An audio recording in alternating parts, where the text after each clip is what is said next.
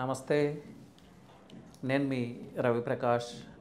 ఇప్పటివరకు హైదరాబాద్ రియల్ ఎస్టేట్లో లో ఎంట్రీ బ్యారియర్స్ చాలా ఎక్కువగా ఉండేవి. ప్రాపర్ నాలెడ్జ్ లేకుండా, ప్రాపర్ స్కిల్ లేకుండా ఏదో చేసేద్దామని రావటం. ఒకప్పుడు ఆటో పైలట్ మోడ్లో ఉండే రియల్ ఎస్టేట్. ఆ టైంలో లక్కీగా కూడా కొంత బిజినెస్ జనరేట్ అవటం, అప్పుడు మనీ చేసుకోవటం జరిగింది. కానీ ఇప్పుడు అది పాసిబుల్ కాదు.